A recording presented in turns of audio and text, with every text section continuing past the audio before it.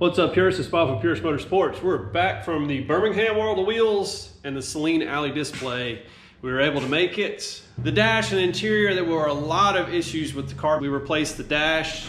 This one here that you see is absolute trash. That's actually going to be thrown away, unfortunately. It is a black dash, but it is broken in like 5 different places. And that created another problem with the gauge surround.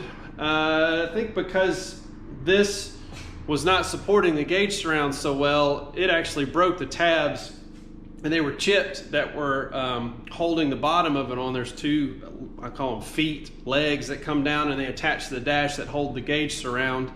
And I did a repair on those using washers and some epoxy, 2-part epoxy, JB Weld. The one big thing that we did, replacing parts from National Parts Depot, things we bought, the knee panel that goes up underneath the dash, that we actually did not paint, we just installed because I wanted to show you what it would look like without any kind of prep. It's just bolted in. I just put the gasket on it and put it underneath the dash once we got the dash and everything installed, console.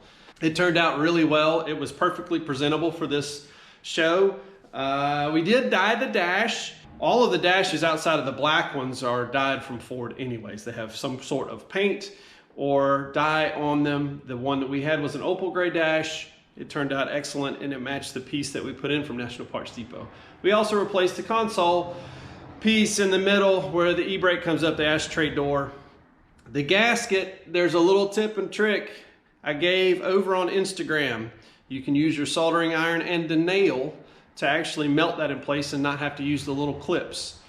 I do want to mention, it's on the interior, we did do the map pocket fix. You can check out the video from Chris over the Infamous Project. There's a simple, very simple way of doing that so that you don't have to remove the map pocket, but it gets rid of the sag. So check that video out. If you haven't yet, follow him. If you haven't yet subscribed to him, do that.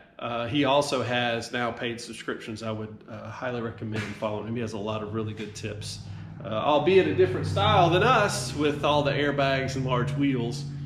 Still a brother from another mother. So the other thing is the strut brace. We put the strut brace on it, painted it semi-gloss black.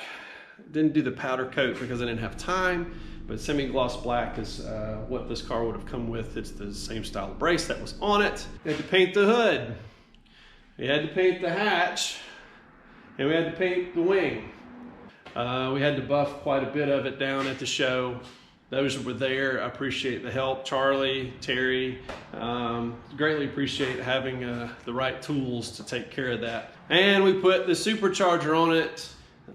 It's a very similar, I think there was an SN89 that actually came on this car. This one's an SN92, and it's a used kit.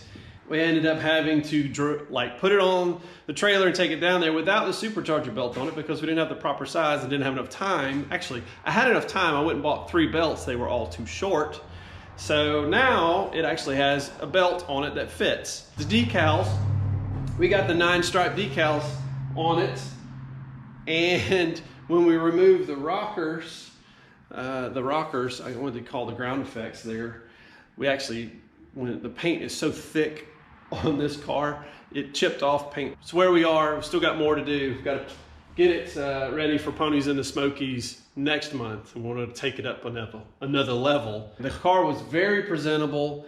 It was nowhere near as nice as the low-mile Impressor it was parked next to, which you can actually watch a video of it that we did not too long ago. It's owned by Dorothy Bleakley.